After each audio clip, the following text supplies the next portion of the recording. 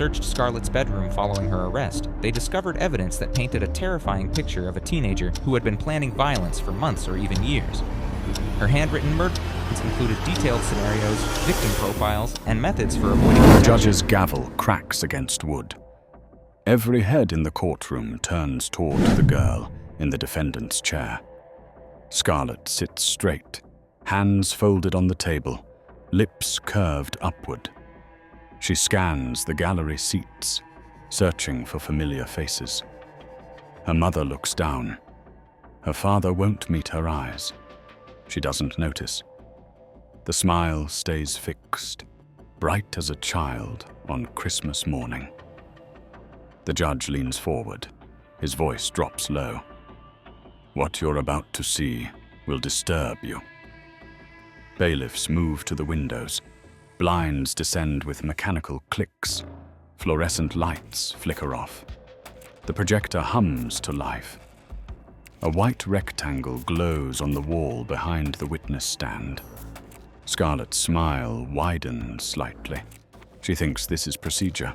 She thinks they're showing evidence that clears her. The prosecutor stands. Your Honor.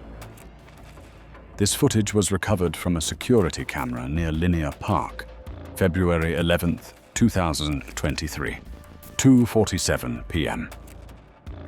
Hi viewers, kindly tell us where you're watching from and what time it is. Scarlett shifts in her seat. The leather squeaks. In the darkness, someone coughs. A woman in the third row covers her mouth. The prosecutor presses play.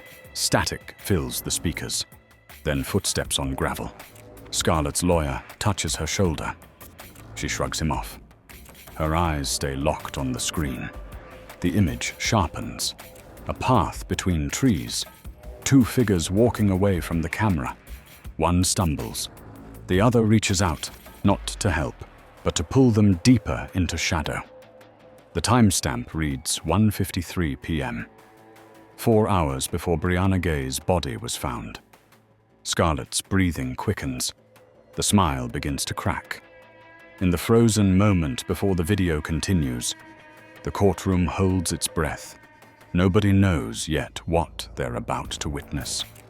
But Scarlett knows. And for the first time since the trial began, fear flashes across her face. Who do you think recorded this footage? And what do you believe it will reveal? 3 months earlier, Scarlett transfers to Birchwood Community High School on a Tuesday. Teachers receive her file the day before. Straight grades, no behavioral notes, recommendation letters calling her respectful and engaged. Mrs. Patterson assigns her a desk by the window in third period English. Scarlett says, "Thank you." She keeps her head down during discussions. At lunch, she sits alone with a paperback, spine cracked from repeated reading. Nobody pays attention to the quiet girl. In a school of 800 students, invisibility comes easy. She answers when called on, turns in assignments early, helps clean whiteboards after class. Mr. Chen tells the principal she's exactly the kind of student we need more of. The principal nods and files the comment away for parent newsletters. But Birchwood doesn't see inside 47 Maple Drive. They don't see Scarlett's bedroom, where posters should hang. Instead, newspapers cover the walls. Articles about Ted Bundy, Jeffrey Dahmer, Eileen Wuornos. Red string connects photographs to handwritten notes. A laptop sits open on her desk. Dark web browser already loaded. The search history reads like a horror film syllabus. Undetectable poisons, forensic countermeasures. How long before a missing person investigation starts? 3 spiral notebooks stack beside her pillow. The first contains sketches of restraints and gag designs. The second lists vulnerable students at her new school, categorized by isolation level, family attentiveness, friendship circles. The third holds something worse. Page after page of practice signatures, trying to match other people's handwriting. Drafts of goodbye notes that read like suicide confessions. On her desk, next to a cup of pens, sits a photograph printed from social media. A girl with long dark hair and nervous eyes. Written beneath in careful block letters, "Perfect victim." The girl's name is Brianna Gay. Scarlett has been watching her for 2 weeks, counting her routines, noting who she talks to, where she walks, what time she leaves school. The notebook records everything like a scientist documenting an experiment. What do you think Scarlett saw in Brianna that made her the perfect victim? Brianna logs into her laptop after school, scrolling through messages nobody sent. She refreshes twice. The cursor blinks in the empty reply box. At 16, making friends feels like learning a language everyone else already speaks. She transferred to Birchwood 6 months ago, hoping for a fresh start, hoping people would see her for who she is, not who she used to be. The transgender label follows her like a shadow. Some students whisper when she passes. Others look through her like glass. Teachers use her correct name and pronouns, but that doesn't stop the isolation. Lunch tables fill up before she arrives. Group projects form around her, leaving her to work alone. She tells her mum everything's fine. The lie tastes like metal. Then Scarlett appears in her life like an answered prayer. It starts small. A dropped pencil returned. A compliment on Brianna's backpack. An invitation to sit together during study hall. Brianna hesitates at first. Experience taught her caution. But Scarlett seems different. She asks questions and listens to answers. She doesn't stare or stumble over pronouns. She treats Brianna like a person, not a curiosity. Within weeks, they're texting daily. Scarlett sends memes, asks about Brianna's day, remembers details from previous conversations. She talks about feeling like an outsider, too, about not fitting in at her old school. Brianna finally relaxes, finally believes she found someone safe. Someone who understands what it means to exist on the margins. One afternoon in late January, Scarlett brings 2 coffees to their usual bench. She hands one to Brianna with a smile. "Thought you could use this. You mentioned having a headache earlier." Brianna accepts the cup, touched by the gesture. She drinks half before class. The warmth spreads through her chest. That night, she feels dizzy. Nauseous.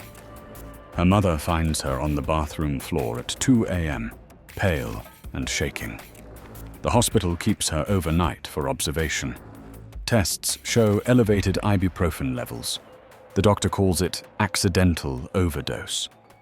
Brianna doesn't remember taking any pills. Do you think Brianna suspected Scarlett, or did she trust her completely? Scarlett sits at her desk, pen hovering over her notebook.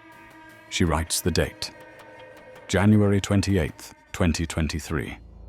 Below it, in neat cursive, Attempt 1, failed.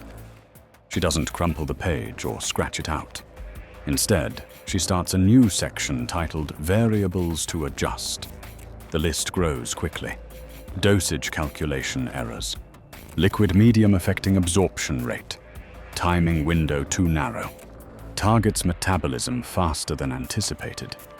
She flips to a fresh page and draws a line down the middle. Left side. What went wrong? Right side. How to improve some tool. She fills both columns methodically, analyzing her failure the way a student reviews a poor test score. No anger, no disappointment. Just cold assessment and planning for the next attempt. At the bottom, she writes, consider more direct approach, eliminate variables. The following weeks blur into research. She watches videos on tactical knife techniques, studies diagrams of human anatomy, marking major arteries and vulnerable points. She learns about shock response times, how long someone can scream before blood loss affects vocal cords, what defensive wounds look like to investigators. Her browser history would horrify a forensic psychologist. To Scarlett, it's homework. But she recognizes a problem. One person committing a violent crime draws too much scrutiny. Two people creates reasonable doubt, divides suspicion, complicates witness testimony. She needs an accomplice, someone angry enough to participate but weak enough to control. Someone with their own reasons to want Brianna gone. Eddie Ratcliffe sits 2 rows behind Brianna in history class. Scarlett notices how his jaw tightens when the teacher uses Brianna's pronouns. She hears him mutter under his breath during a presentation on LGBTQ rights. After class, she falls into step beside him. "That stuff makes you uncomfortable, doesn't it?" Eddie glances at her, shrugs. Scarlett smiles. "Me too. Want to talk about it?" 3 conversations later, Eddie's talking about how people like that shouldn't exist. How they're confused, corrupted, pushing agendas. Scarlett nods along, adding fuel carefully. She never suggests violence outright. She just agrees, validates, lets his anger grow until it needs an outlet. By February 10th, when she mentions doing something about it, Eddie doesn't hesitate. What do you think Eddie believed would happen when he agreed to help Scarlett? Eddie's bedroom smells like old pizza and body spray. Scarlett perches on the edge of his desk chair, scrolling through her phone. Eddie paces near the window, energy crackling through his movements. "So what's the actual plan?" His voice cracks slightly. 15 years old, trying to sound tough. Scarlett looks up. Her expression stays calm. "We get her somewhere isolated. No cameras, no witnesses. Linear Park has that path behind the old playground. Nobody uses it this time of year." She speaks like she's describing a school project. Eddie stops pacing. His hands curl into fists at his sides. "And then what?" The question hangs between them. Scarlett tilts her head. "Then we make sure she can't hurt anyone else with her lifestyle choices." The words sound clinical, detached. Eddie nods slowly. In his mind, he's convinced himself this is righteous, that they're protecting other students, that Brianna represents a threat to normalcy. Scarlett stands, moving to his dresser. She opens her backpack and pulls out a hunting knife. 13 centimeters of steel, serrated edge, black rubber grip. She places it on the dresser between them. "I already got this. You won't have to touch it unless something goes wrong." Eddie stares at the weapon. His reflection distorts in the blade. "How do you know she'll come?"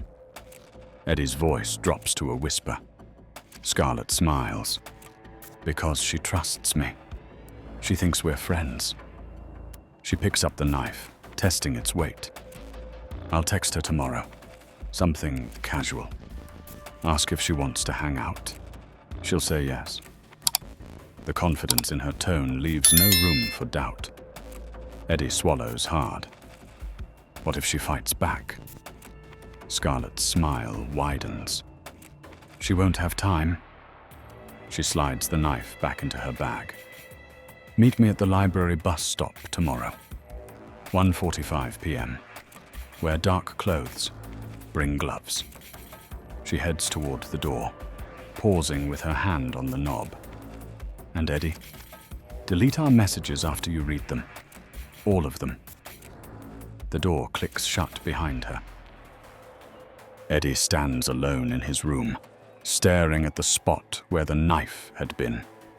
His hands shake. He tells himself it's excitement, not fear.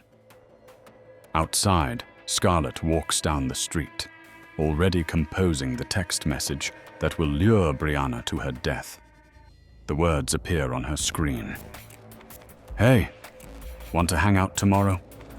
There's this cool spot I want to show you. Do you think Eddie will go through with the plan, or will he back out at the last minute?" The bus lurches to a stop. Brianna steps off, phone in hand, reading Scarlett's last text. "Meet by the library. Wear something comfy. We're walking." She smiles. Finally, real friends. People who get her. The February air bites her cheeks, but warmth spreads in her chest. Scarlett waits near the brick wall, hands stuffed in pockets, breath clouding white. Eddie leans against the railing, scrolling his phone, barely glancing up. No hug, no excitement, just a nod. Brianna waves anyway, eager to belong. Scarlett's voice cuts through the cold. "Ready?" Brianna nods. "Where are we going?" Scarlett tilts her head toward the park path. "Linear park. It's quiet. We can actually talk without everyone staring." Brianna hesitates. She doesn't know that area well. Scarlett notices. "Trust me. It's nice. Peaceful." The word wraps around Brianna like a promise. They start walking. Scarlett leads.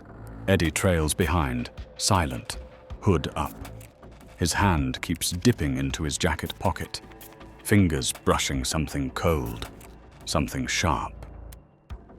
Brianna chatters about school, about a show she watched, about how glad she is they invited her. Scarlett barely responds, just hums, just smiles. The trees thicken, voices fade. No joggers, no dog walkers. Just 3 teenagers and a path that narrows into shadow. Scarlett stops. The trees close in like walls. Brianna glances around, uneasy now.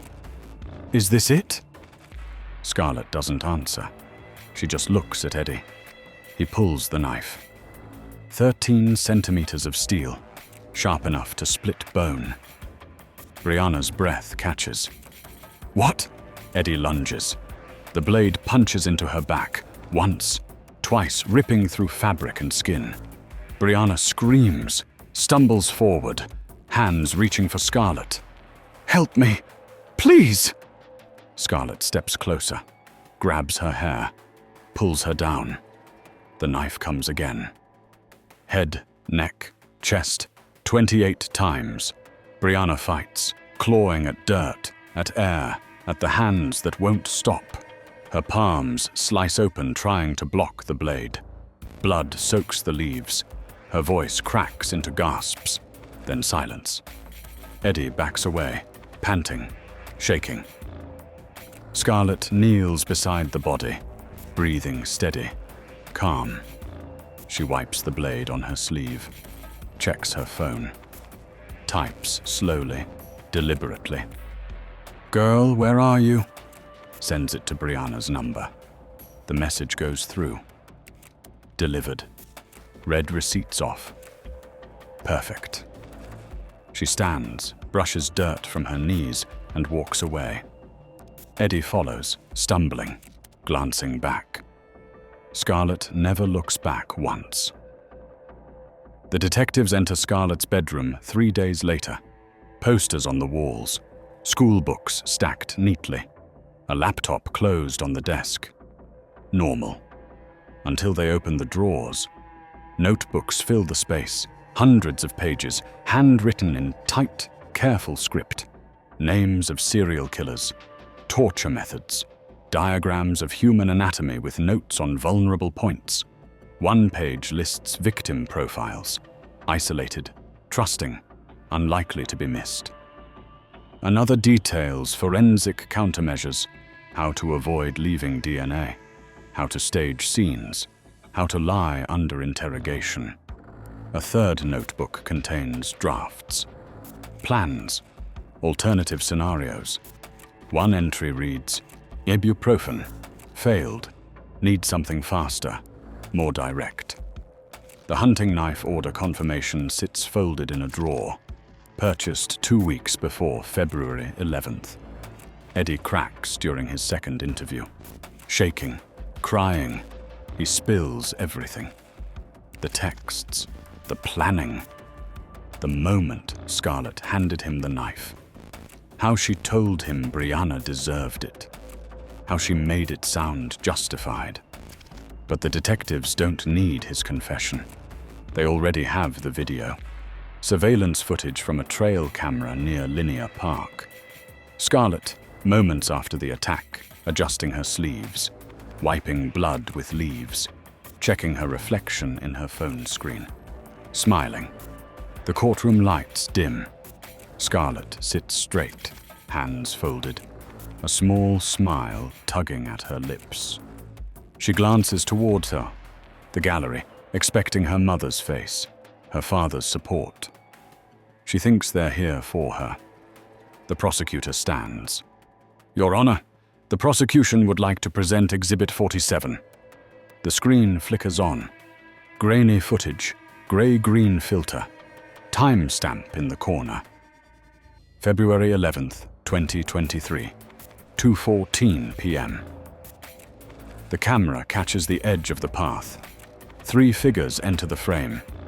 Scarlett, Eddie, Brianna. The angle shifts. Brianna falls. The blade flashes.